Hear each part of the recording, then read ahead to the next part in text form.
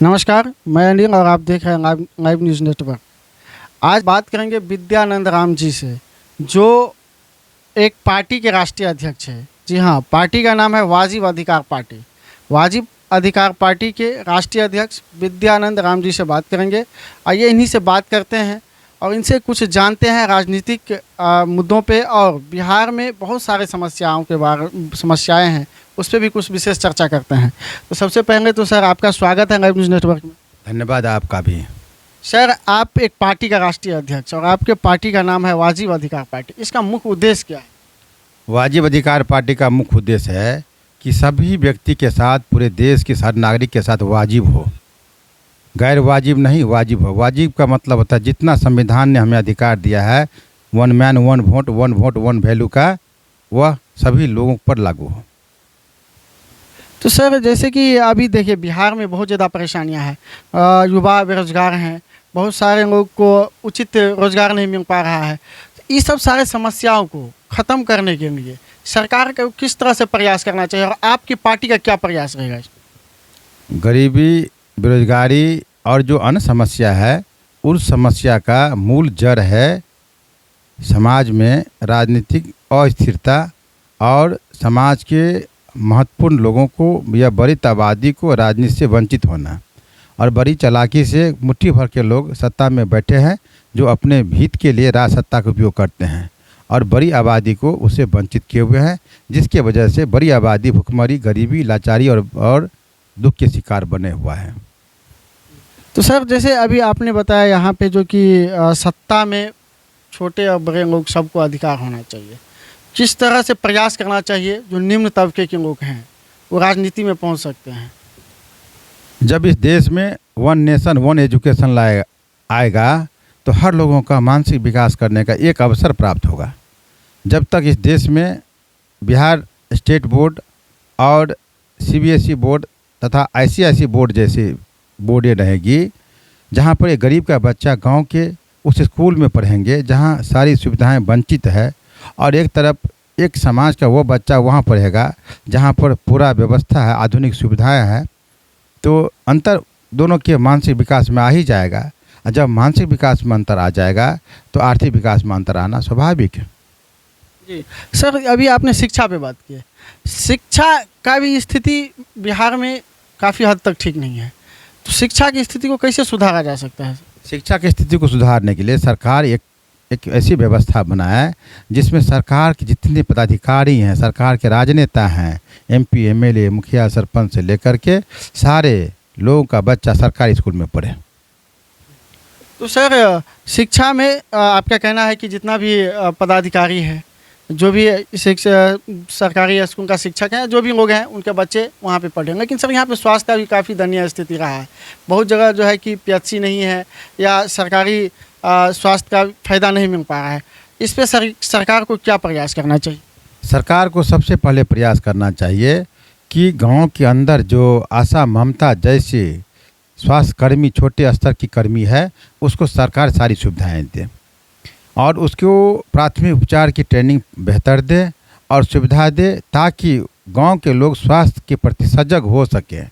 और साथ साथ गांव के अंदर या गांव के बाहर जो भी सरकारी अस्पताल हैं, वो अस्पताल केवल नाम का अस्पताल है, वहाँ पर या न तो मैटरनिटी की सुविधा है, न अन्य कोई सुविधा है, वो नाम का अस्पताल है, वो सुविधा से वंचित है। वो सुविधा युक्त अस्पताल बनावे और सरकार के जो स्वास्थ्य कर्मी हैं अथवा स्वास्थ्य के जो चिकित्सक हैं, उसके भी रहने सहने की सारी सुविधाएं प्रदान करें, ताकि वहाँ रह कर के वो सारी सुविधा जनता को दे सके और वो अपना भी इलाज सरकारी अस्पताल में करवावे स्वास्थ्यकर्मी। तब मुझे लगता है कि वो स्वास्थ्य व्यवस्था को प्रति जागरूक रहेगा और उससे जनता का भी लाभ दिलवा पाएगा। सर, ये सब सारे सुविधाएं सरकार को यहाँ पे देना चाहिए ताकि यहाँ के नागरिक सुदृढ़ होंगे, उनका जीवन सुदृढ़ होंगे। लेकिन सर, बेरोजगारी काफ़ी चरम सीमा पे है। बिहार के बहुत सारे युवा, बिहार के बहुत सारे व्यक्ति दूसरे प्रदेश में जाकर अपना रोजगार करते हैं, अपना जीवन यापन करते हैं। सरकार को क्या ऐसा प्रयास करना चाहिए कि बिहार के युवा, बिहार के नागरिक बिहार में रह के रोजगार करें और बिहार में अपने परिवार के साथ जीवन यापन करें? क्या ऐसा सुविधा करना? सरकार आज तक जो भी सरकारें बनी है, नीतियाँ अच्छी बनाई है, लेकिन उसकी मंशा साफ नहीं रही है। और जब तक सरकार में बैठे हुए लोगों की मंशा साफ नहीं होगा, इस बिहार से गरीबी और बेरोजगारी खत्म होने वाला नहीं है। यहाँ पर जाति आधारित राजनीति का वातावरण बना हुआ है।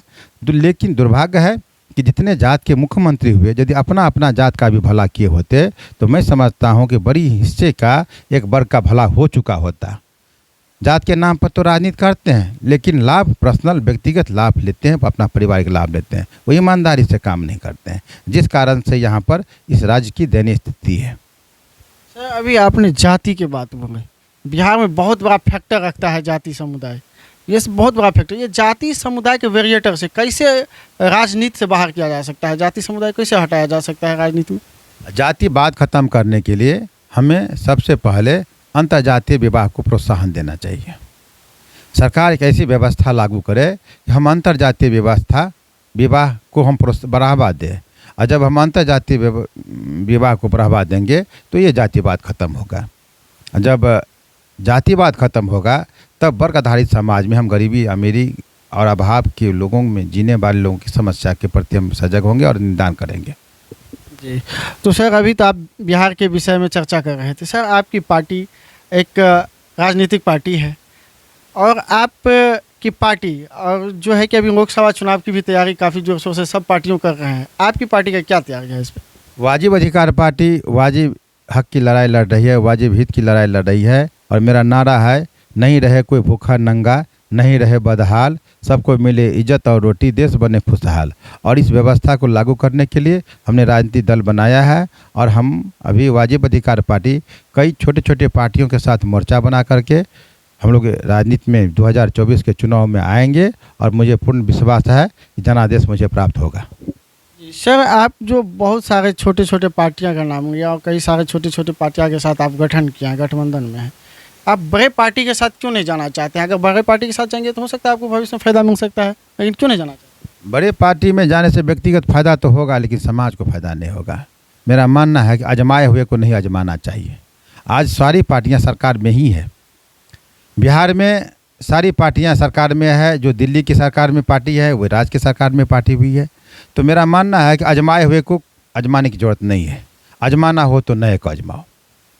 इसलिए एक नई व्यवस्था हम समाज को और जनता को देना चाहते हैं। इसलिए वाजिब अधिकार पार्टी, वाजिब बात, बाकी सबको जोरों साथ का अभियान मेरा है। तो सर लोकसभा चुनाव में आप छोटे छोटे घटक दलों के साथ 10 पार्टियों के साथ आप लड़ेंगे, कितने सीट पे आपकी तैयारी है? हमारी तैयारी तो मैक्सिमम 10 सीटों की तैयारी है। मिनिमम 10 सीट पर हम वाजिब अधिकार पार्टी लड़ना चाहती है, और जो हमारे घटक दल हैं उन घटक दलों के साथ हम तालमेल करके 10 सीट की तैयारी हम कर रहे हैं, और लोकसभा में 10 सीट का तैयारी हमारा चल रहा है।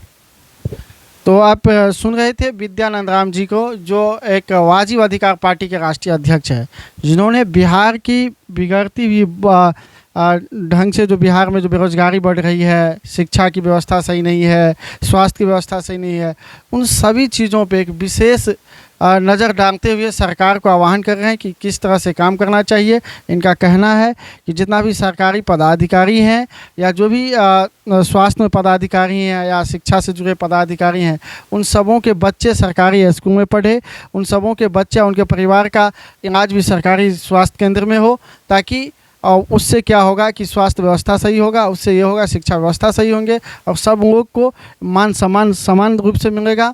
धन्यवाद। आप देख रहे थे live news network, cameraman Sudhir ji के साथ।